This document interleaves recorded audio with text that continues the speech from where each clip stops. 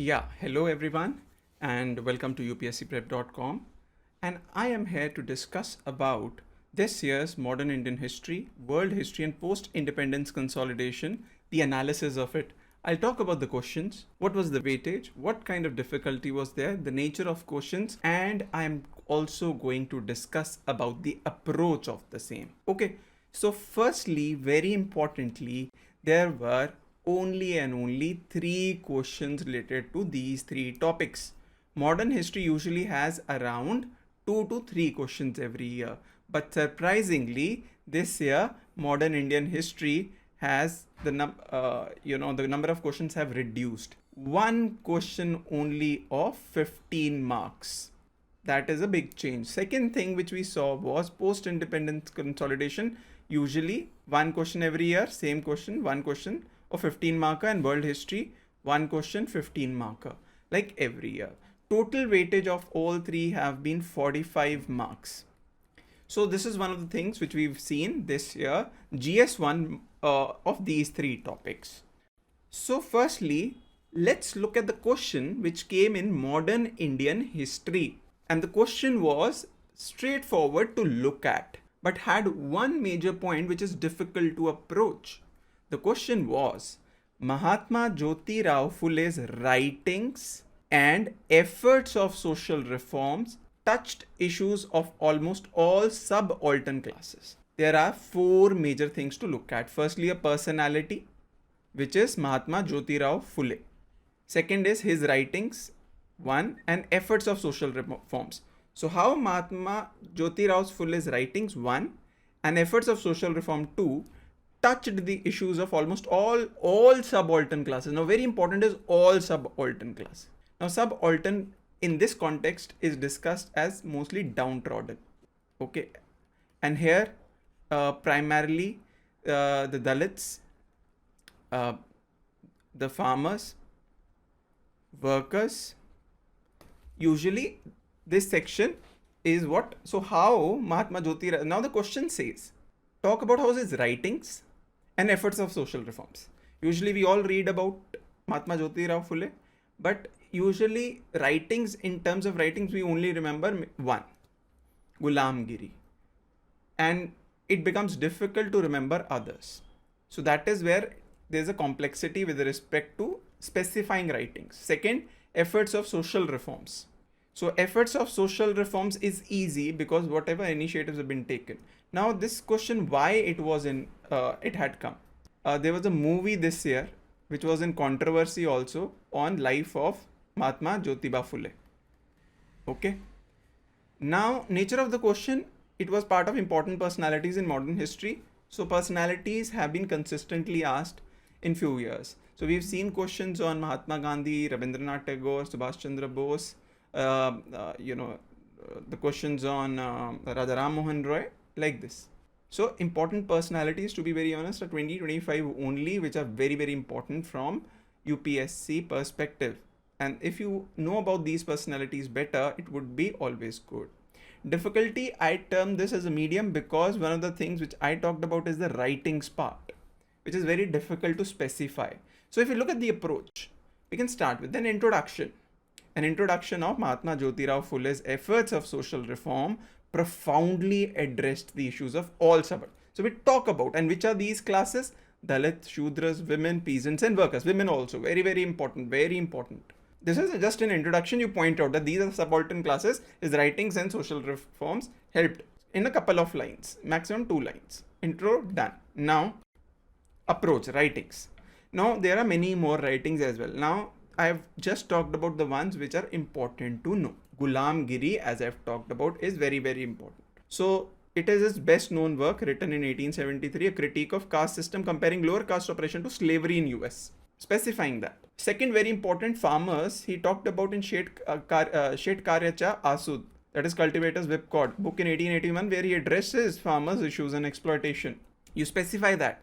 Tritiya Ratna, a drama, but here I would focus on third, which is important. So even if you remember 1, 2, 3, that's it. More than enough. A Brahmanache Kasab, 1869, focus on Brahmin domination. So you talk about these works helped in awareness against the caste system, against the Brahminical domination, and talking about farmer issues and exploitation. First part, writings, how they affected and helped in bringing up the or pointing out the issues of subaltern classes. Now, approach effort of social reforms which he took. Phule was radical critic of, so you talk about in the areas of social and caste reform. Focus on educationalized or marginalized group, particularly Dalits and women. Very important. You can read in detail about it. Along with his wife Savitribai Phule, he set up the first schools for girls in India in 1848. He advocated women's rights, be it widow remarriage, fought against child marriage, fought against infanticide. He opened homes and orphanages for widows and orphans, promoting dignity and independence for women. So women, marginalized groups including the Dalits and untouchables, social and caste reform, economic and political empowerment of all sections of society, including people in agriculture and crafts and workers. So this is how we approach such answer.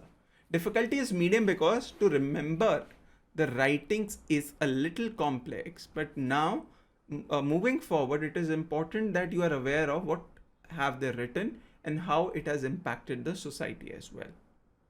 Okay, so this is with respect to the modern Indian history question. The next question we had in post-independence consolidation, straightforward question in terms of consolidation only, and that too the most easy and important part of post-independence history, which is the early phase. Early phase is not specific in nature, so it could be 1947 up till tentatively 1960 maximum. Okay, so what it goes into, so the question says trace India's consolidation process during early phase of independence in terms of polity, economy, education, international relations. Very straightforward question.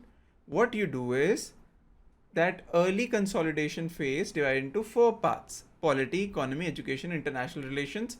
65 to 70 words each you write. That's it. So in polity, so though it is a very easy question, difficulty level pretty easy, and it's of early part of post-independence and directly the topic, that is post-independence consolidation directly. So one of the easiest till now in this topic.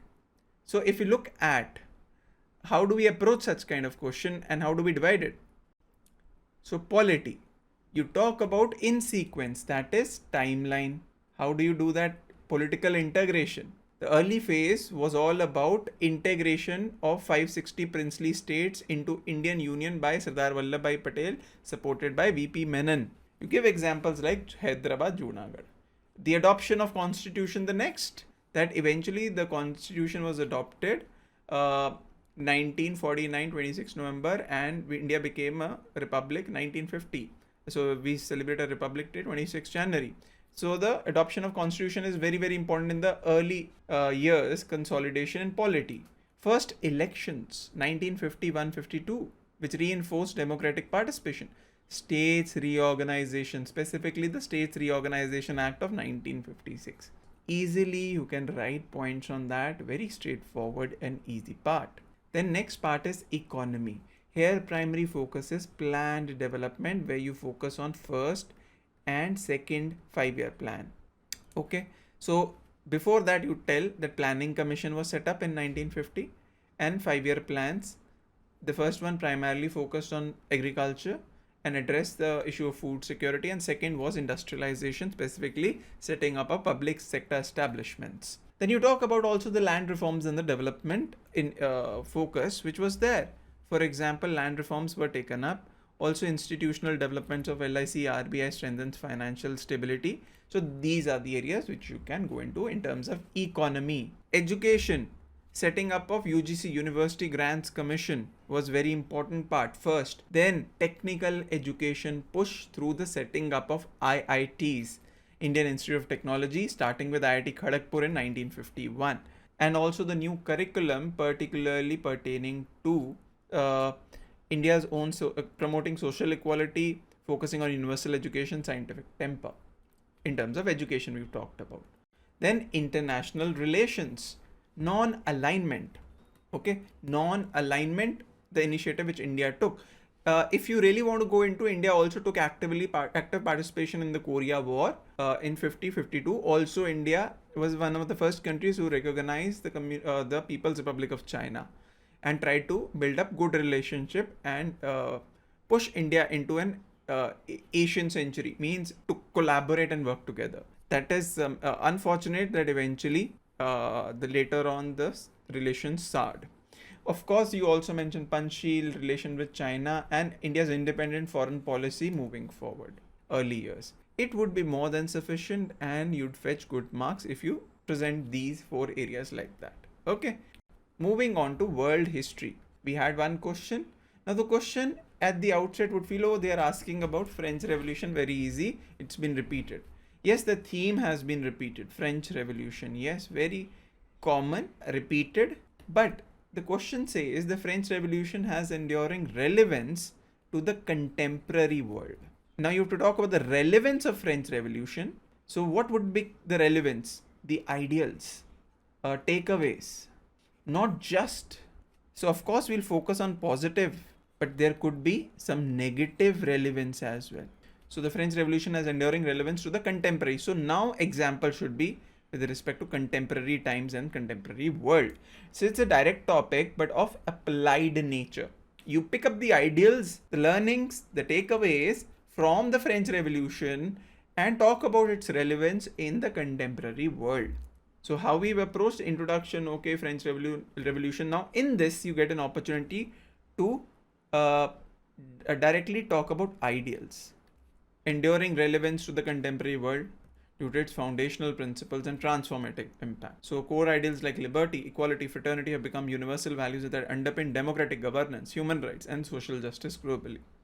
Then you go to the core content part, the positive aspect, that has to be the main part.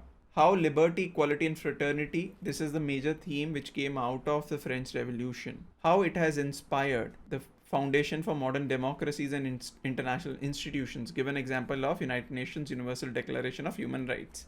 Then democracy and popular sovereignty, talking about introduce the concept that political power derives from people, not monarchs. So a lot of monarchies were overthrown during the time of Arab Spring in countries like Libya, Tunisia, etc. Human rights and secularism, Declaration of Right of Man of the Citizen 1789 articulated universal individual rights that remain central to modern constitutions. To talk about the constitution like India, United States, etc. Nationalism and social justice, India's own freedom struggle. Other important lessons, women rights were talked about, Me Too movement, emergence of major ideologies, Marxism. So these are the themes you can go into, and this is how you have to apply yourself from the understanding of French Revolution into the examples of contemporary world. But we also talk about the negative side, that there was a reign of terror, which is some still countries follow that to suppress any kind of revolution or revolt. The civil war, which was followed, authoritarianism, which is still persistent across the world, and suppression of dissent. So the negative side also can be in conclusion also, or just as a separate part can be included. So these were the questions this year, 45 marks. As you've seen, they are from easy to medium category. So I believe you are pretty aware now that how to approach modern Indian history, personality specific, but little bit applied. And you've also seen the straightforward nature of the questions with respect to post-independence and world history. So that's it with modern Indian history, world history, and post-independence consolidation from this year's mains paper, GS1 2025.